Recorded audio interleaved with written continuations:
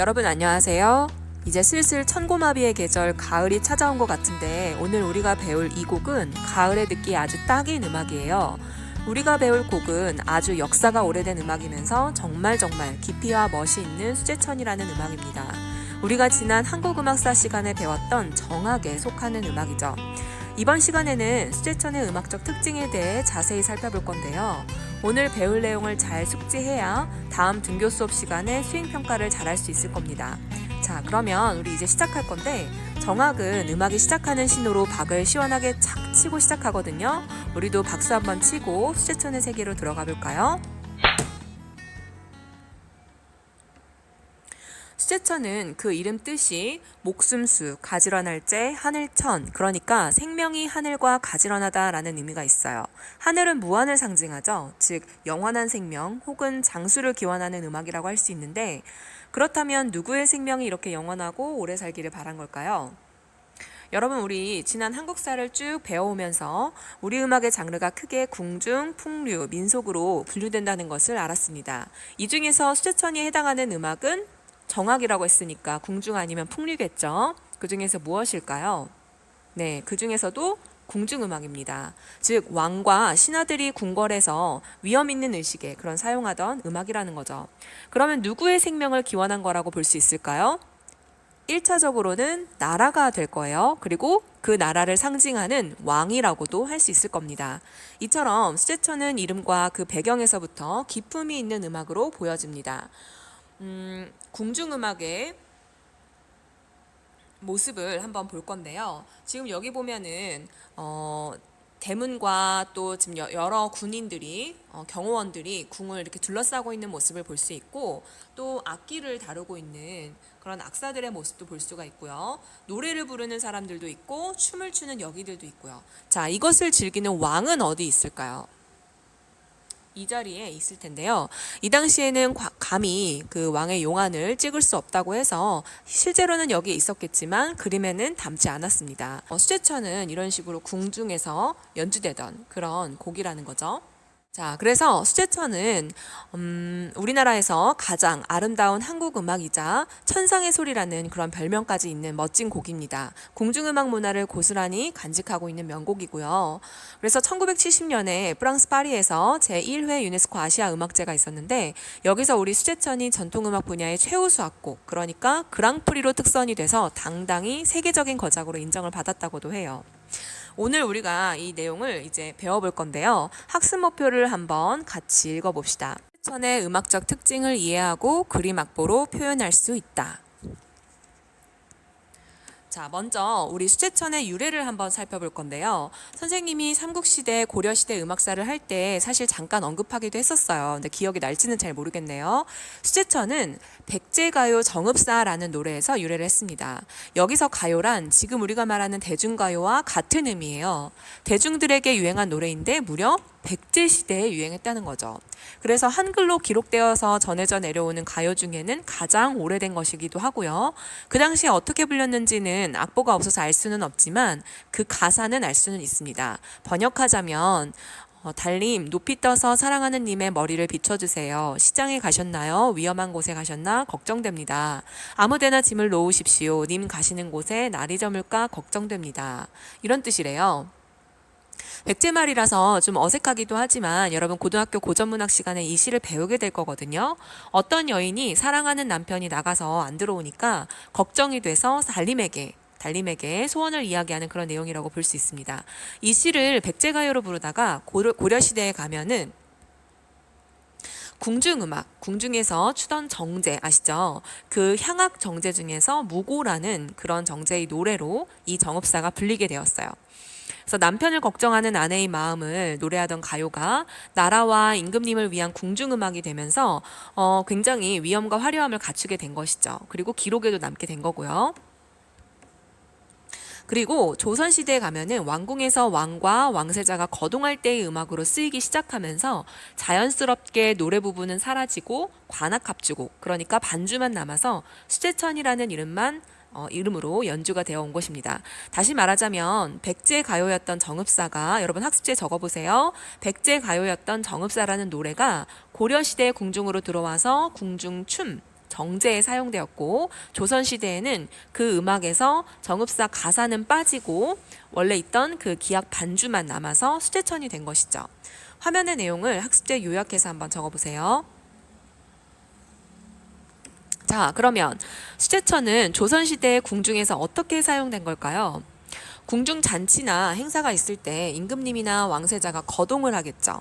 임금님이 잔치에 들어가실 때 아주 위엄있고 당당한 걸음걸이로 거동을 하십니다. 그때 궁궐 잔치에서 어울리는 의상복식을 갖춰 입고 엄격한 순서에 따라서 위엄있는 음악을 연주한다면 그 곡이 바로 수제천인 거예요. 그리고 또 한편으로는 궁중 행사나 잔치에서도 사용이 되었어요. 궁중 행사나 잔치에서 공연되는 처형무의 반주 음악으로도 연주가 되었습니다. 여러분 처형무 아시죠? 유네스코 인류무형유산으로 선정된 기원이 아주 오래된 춤이죠. 그래서 다시 첫 번째, 왕과 왕세자가 궁궐에 거동을 할 때 연주되었다. 두 번째는 처형무의 반주 음악으로 사용이 되었다. 이런 식으로 수제천은 임금님의 궁중 내 거동을 할 때 혹은 궁중무용의 반주 음악으로 쓰이게 됩니다. 자, 우리가 이제 수제천의 이름과 쓰임을 배웠으니까 다 같이 한번 상상하면서 한번 곡을 들어볼 건데요. 여러분 동영상을 보면서 하나 주의 깊게 볼 게 있어요. 어떤 악기가 연주되고 있는지 한번 잘 살펴보세요.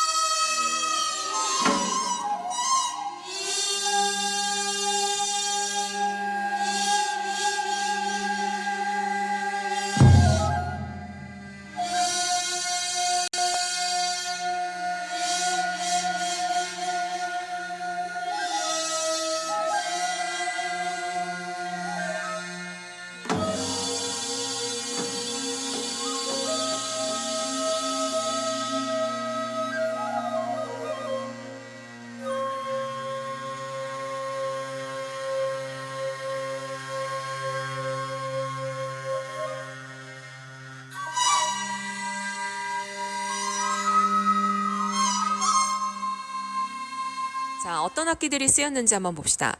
김홍도의 무동이라는 오래된 미나를 보면 가운데 춤추는 아이를 둘러싸고 연주자들이 다양한 악기를 다루고 있거든요. 이러한 악기 편성을 우리는 사면육각 편성 이렇게 부릅니다. 주로 이 그림처럼 춤반주 음악에 사용되는 악기 편성이에요. 이 무동이라는 그림은 일반 백성들이 즐기던 민속음악의 장면을 보여주고 있지만 궁중이나 민속이나 춤반주에는 이런 사면육각 편성을 주로 사용했다는 거죠. 왜 그랬을까 한번 생각을 해보세요. 자, 수제천에 사용된 악기 편성이 어쨌든 이 사면육각 편성인데 이 큰 궁중무용 반주 음악이다. 그럼 어떤 악기들이 쓰였을까? 먼저 음악이 시작될 때 또는 끝날 때 궁중에서 연주되는 음악은 항상 의식이 하나 있어요. 뭐냐면 박이라는 악기를 연주를 하는 거예요. 박은 박달나무를 엮어서 펼쳤다가 모으면 아주 시원스러운 소리가 나는데 한 번 연주하면 음악의 시작을 알려주고 세 번을 치면 끝나는 것을 알려줍니다. 자, 그 다음에 이 박을 연주를 했으면 이 악기 편성에서 가장 두드러지는 소리를 내는 리더가 되는 악기가 하나 있어요. 하나가 아니네요. 두 개네요. 이 그림에서도 볼 수가 있는데 여기 보면 두 명의 연주자가 다른 거는 다 하나씩 연주를 하고 있는데 두 명이나 세로로 부는 관악기를 불고 있네요. 크기는 작은데 이 악기 무슨 악기일까요? 바로 향필입니다. 자, 향필이는 악기 사이즈는 작지만 소리가 낮고 굵고 큰 소리를 내죠. 왜냐하면 겹리드라는, 그러니까 우리말로 하면 겹서라고 하는데요.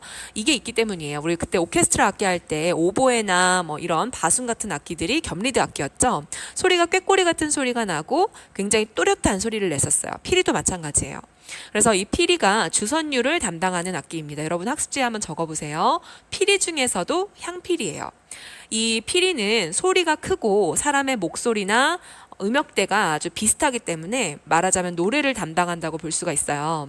그 이유에다가 한번 써보세요. 소리가 크고 사람의 목소리와 음역대가 비슷하기 때문에 노래를 담당한다.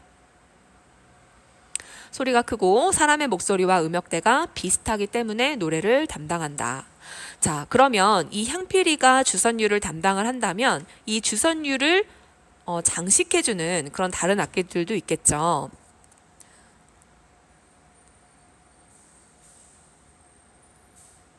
자, 지금 이 악기는 대금이라는 악기입니다. 피리보다는 한 옥타브 정도 높은 소리를 내고 청명한 바람 소리를 내는데요. 주선율을 화려하게 장식해주는 역할을 하고요. 또 그 옆에 보면 세로로 어떻게 연주하는 현악기가 있죠. 이게 무슨 악기일까요? 맞춰보세요. 바로 해금입니다. 피리와 해금은 비슷한 음역대예요. 그런데 해금은 좀 음량이 조금 그보다는 작고 깽깽이 같은 소리를 냅니다. 음색이 아주 독특해요. 그리고 현악기 중에서도 활을 사용해서 음이 끊어지지 않기 때문에 우리나라에서는 현악기임에도 불구하고 관악기처럼 여겨지기도 합니다. 왜냐하면 대표적인 현악기인 가야금, 거문고 같은 경우는 주로 손으로 뜯는 발현악기잖아요. 그래서 보통 우리나라 사람들 인식에는 손으로 뜯는 발현악기가 현악기로 인식이 되었었나 봐요. 그래서 어쨌든 이렇게 해금을 연주를 했고요. 관악기 대금과 현악기 해금은 이 악기 편성에서 피리 주선율을 장식해주는 그런 역할을 합니다. 자, 이제는 선율이 있다면 박자를 세워주는 타악기도 있었겠죠. 가장 대표적인 타악기로는 장구가 있고 또 옆에 있는 이 악기는 무슨 악기일까요? 좌고입니다. 앉아서 연주하는 북이라고 해서 둥둥둥 위험있게 박자를 쳐주는데요. 좌고는 주로 춤반주 음악에서 북으로 연주를 많이 합니다. 자, 이렇게 우리는 주선율을 연주하는 향필이 2개와 그리고 장식해주는 대금 하나, 해금 하나, 또 박자를 쳐주는 장구 하나, 좌고 하나 이렇게 있으면 3연육과 편성이 되는 거예요. 근데 이거를 더 위험 있는 음악으로 궁중에서 연주를 하려면 확대 편성으로 연주를 합니다. 그래서 음량이 더 많이 커집니다. 그럼 어떻게 되냐면요.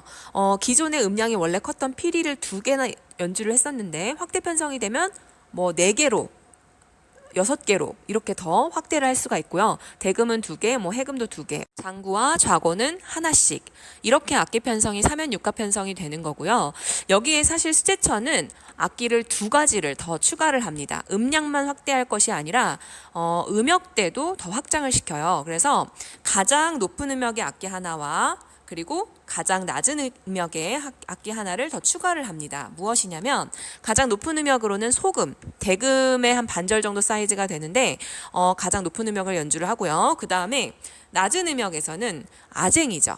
아쟁 또한 해금처럼 활대로 연주하는 음악인데 악기인데 여러분 1학기 때 들어봤던 것처럼 소리가 되게 거칠고 낮은 음역을 내죠. 그래서 위아래로 음역을 확장을 시켜줘요. 그러면 음량도 크고 음역대도 넓고 자, 여기 근데 3연육과 편성에서는 아까 선생님이 얘기한 것처럼 가야금과 거문고가 포함되어 있지 않아요. 그리고 그 대신에 해금과 아쟁이 현악기로 쓰였다는 점에서 음이 끊어짐 없이 이어지는 선율로 이어진다는 것을 알 수가 있습니다. 이제 다시 한번 음악을 감상해 보면서 피리 소리와 나머지 다른 악기들의 소리를 한번 구분하면서 들어보는 게 좋을 것 같아요. 참고로 이 2 악기를 구별을 할 수 있어야 다음 활동을 할 때 훨씬 수월할 겁니다. 한번 들어보세요.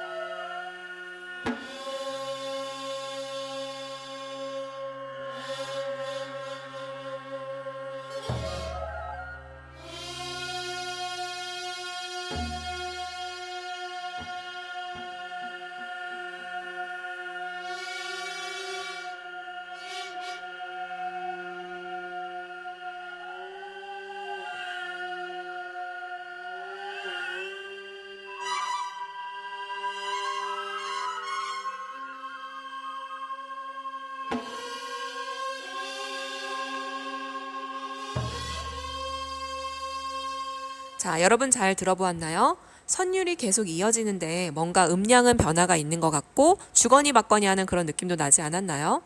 왜 그런 효과가 나는지에 대해서 수제천의 가장 중요한 음악적 특징들을 학습지의 가락선보를 보면서 한번 알아볼게요. 가락선보란 지금 학습지에 여러분 제시를 해놨고 지금 화면에 있는 것이 가락선보인데요. 선으로 가락을 그림으로써 가락의 흐름을 알기 쉽게 만든 그런 악보입니다. 이 가락선보에는 박, 장단, 악기 율명까지 친절하게 적혀 있어요. 자, 이 악보를 보면서 학습지 빈칸을 한번 채워봅시다. 자, 1번 수제천은 모두 몇 박일까요? 한번 학습지를 확인해 보세요. 모두 몇 박으로 되어 있죠? 총 18박으로 되어 있습니다. 그런데 이 곡은 아주 독특하게도 한 박의 빠르기가 일정하지 않고 자유자재로 변해서 메트로놈을 가지고 똑딱똑딱 그냥 세면 18박으로 보기가 쉽지가 않아요. 물론 무용반주 음악을 연주할 때는 학습지 한번 적어보세요. 무용반주 음악을 연주할 때는 박자가 그래도 규칙적인 편이지만 임금님이 행차할 때 음악에서는 불규칙한 장단으로 연주가 됩니다. 그 이유는 임금님의 발걸음에 음악을 맞추기 때문이에요. 임금님이 음악에 발을 맞추는 것이 아니라 음악이 임금님의 거동에 맞추는 거죠. 근데 여기서 오해하면 안 되는 것이 임금님이 거동을 한다. 이게 야외에서 군대나 뭐 귀족이나 임금님이 행진을 한다. 그런 음악은 대취타예요. 그리고 여기서는 이 수제천은 임금님의 거동이 잔치에 입장을 하거나 아니면 궁중의 중요한 행사에서 임금님이 걸어가실 때 그런 의식에 필요한 음악이 있을 때 연주하는 게 수제천이었다는 거예요. 그래서 대치타하고는 다르고요. 어쨌든 그렇게 임금님의 거동에 발소리를 맞춘다는 거죠. 그러면 이렇게 불규칙하면 악기들 간에 어떻게 호흡을 맞출 수가 있을까요? 다 방법이 있습니다. 자, 한 장단이 시작하고 마무리하는 것을 알 수 있는 방법이 있어요. 뭐냐면 장구장단이에요. 수제천은 항상 장단마다 첫 시작을 뭘로 하고 있나 한번 확인해 보세요. 기덕, 쿵으로 해요. 악보에 보이죠? 보통 음악들은 첫 박에 강박이 와요. 그래서 우리나라 음악은 거의 모든 장단이 덩으로 시작합니다. 서양 음악도 그래요. 서양 음악도 예를 들어 박자의 샘여림이 4분의 4박자다 하면 강약, 중강약 이런 식으로 강박이 첫 박에 오게 되어 있죠. 그런데 수제천은 양손의 합장단인 덩이 아니라 오른손의 기덕과 왼손의 쿵으로 이것을 나눠서 연주를 하고 있네요. 그래서 갈라치는 장단이라고 하는 겁니다. 이렇게 치는 이유는 불규칙한 장단의 악곡에서 연주자들 간의 호흡을 맞추기 위해서예요. 박자의 빠르기가 고정된 것이 아니기 때문에 연주자들 사이의 호흡이 중요한데 그래서 기덕 하고 쿵 하는 그 간격 차이를 한 호흡으로 삼는 거죠. 그래서 연주자들끼리 같이 호흡을 맞춘다고 합니다. 굉장히 좀 어렵겠죠? 그래서 학습지에 적어보세요. 갈라치는 장단, 연주자들의 호흡을 맞추기 위해서. 이렇게 불규칙하고 느린 음악들은 이런 갈라치는 장단을 활용하기도 합니다. 이렇게 수제천은 불규칙한 장단으로도 어떤 상황에서도 대처할 수 있는 지혜로운 음악이라고 볼 수 있는데요. 자, 밑에 이제 보면은 피리와 대금의 율명을 이제 한번 봅시다. 이 율명은 좀 어려우니까 율명에 따라서 음의 높낮이를 그려놓은 두 개의 선이 보이죠. 가락선보에 이것을 봅시다. 여기서 퀴즈. 이 둘 중에서 무엇이 피리 선율이고 무엇이 대금 선율일까요? 아까 선생님이 음역에 대한 이야기를 했었는데 혹시 기억이 날지 모르겠네요. 자, 피리보다는 뭐가 더 높다? 대금이. 대금이 한 옥타브 더 높은 소리를 내거든요. 그래서 위에 있는 선율이 대금 선율이에요. 자, 그럼 당연히 밑에 있는 선율은 피리 선율이 되겠죠. 가락을 한번 쭉 그려보세요. 가락이 쭉 지속되기도 하다가 뭐 흔들흔들 자유자재로 식임새가 나오죠. 또 갑자기 높아지기도 하고 또 아주 저음으로 내려가기도 해요. 그런데 갑자기 보면 여기 중간에 끊어지는 부분이 있어요. 여기가 핵심입니다. 아주 중요한 게 나왔어요. 여기 피리가 음량이 가장 큰 피리 소리가 갑자기 뚝 끊기고 나서 대금 선율이 솟구쳐 오릅니다. 대금이나 이런 여러 악기들이 하늘로 솟구치듯이 막 연주되는 그게 혹시 기억이 날지 모르겠어요. 근데 왜 갑자기 이런 걸까요? 이런 형식을 우리는 연음 형식이라고 합니다. 연음 형식 우리 지난 기말고사 때도 나왔는데요. 줄선율인 피리가 노래를 하다가 중간에 쉬면 그 뒤를 이어서 대금, 해금, 아쟁, 소금과 같은 나머지 악기들이 선율을 지속하는 형식입니다. 마치 주선율과 장식 선율이 서로 주거니 받거니 하는 화답하는 느낌이 들기도 해요. 이렇게 연음 형식이 있는 이유는 사실 피리 부는 게 너무 힘들어서 그래요. 여러분 아까 동영상에서는 잘 티가 났는지 한번 다시 한번 보세요. 근데 피리 부는 사람의 얼굴이 여기 사진에서 보면 좀 힘들어 보이죠?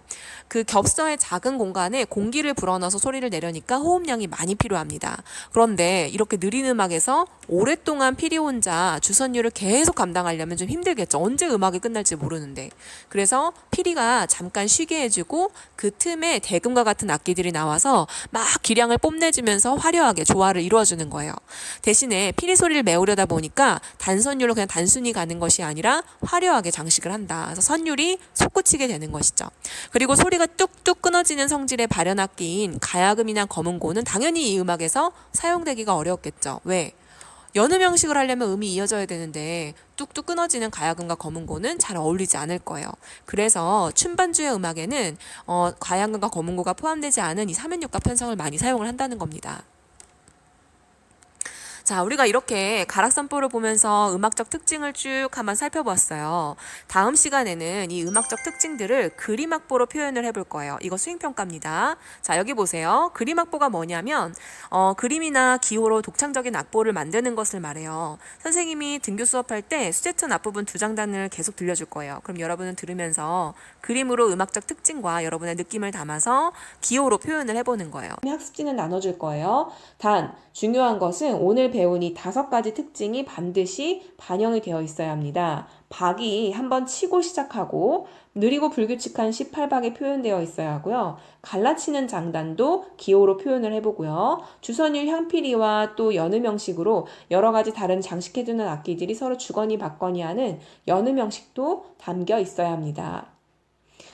그리고 이 그림악보를 그릴 때 중요한 것은 우리가 배운 음악적 특징이 모두 드러나야 한다는 점과 또 그림악보의 주제가 뚜렷해야 된다는 거예요. 그냥 그림 만들어서 아무렇게나 그리면 되는 게 아니라 이 그림악보의 주제를 여러분이 하나를 선택해요. 그러니까 다른 교과에서 배웠던 내용들을 주로 사용해서 하는 게 좋고요. 뭐 일상생활에서 찾아도 좋아요. 그래서 그런 것들을 생각해서 새롭게 한번 그 주제에 맞게 기호를 만들어 보는 거죠. 자, 감이 잘 안 온다면 먼저 여러분 선배가 만든 그림악보를 한번 보여줄게요. 예전에 아주 오래전에 했던 그림악보 그림인데요. 토끼가 당근을 찾으러 가는 그 과정을 18박으로 표현을 하고 또 가락선을 이렇게 수풀로 표현을 했었죠. 또는 바람과 파도로 표시를 하고 임금님의 발걸음, 그 임금님의 신발을 가지고 이렇게 표현을 하기도 했고요. 기덕쿵을 이런 식으로 글자와 기호를 통해서 표현한 걸 볼 수가 있습니다. 여기는 임금님이 행차하는 그런 모습을 볼 수가 있고요. 지금 이 그림을 보면 좀 더 구체화되어 있네요.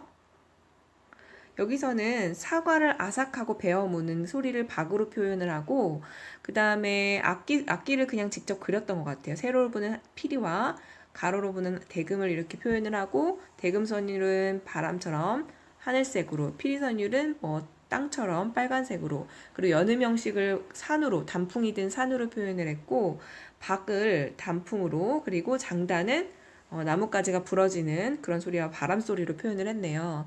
그래서 이런 식으로 이거는 이제 가을을 테마로 한 그런 그림인 것 같고, 이제 조금 더 업그레이드된 악보를 볼게요. 여기는 이제 독도를 주제로 하고 있어요. 그래서 박은 그냥 색깔로 이렇게 구분을 해주고 장단은 파도로 표현을 했습니다. 그리고 가락선도 이렇게 구름과 그리고 파도로 표현을 하고 연음 형식은 독도로 이렇게 모습으로 표현을 했네요.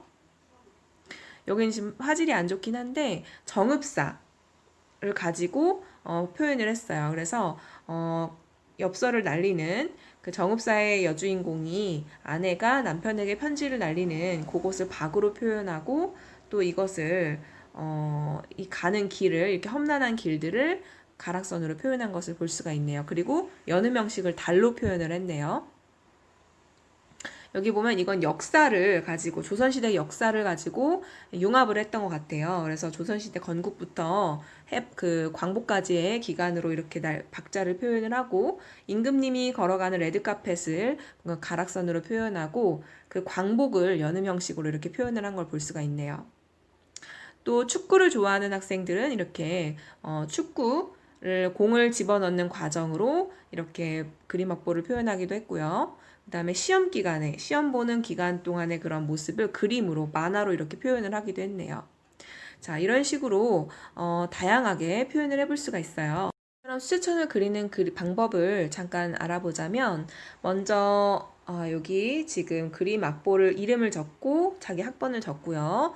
그 다음에 박자를 불규칙한 박으로 어떻게 표현할 건지 기호를 표현해주고, 갈라치는 장단과 박을 어떻게 표현할 것인지, 그리고 악기 선율과 시작을 여기다 적는데 시작은 여기다가 적어요. 박을 착 하고 치는 부분은 요 빈칸에, 세로로 빈칸에 적어주고, 악기 선율은 위에는 대금, 밑에는 피리 선율을 그리면 됩니다. 선생님이 나눠준 학습지에는 가락선이 이미 그려져 있을 거예요. 거기에 여러분이 덧붙이면 됩니다.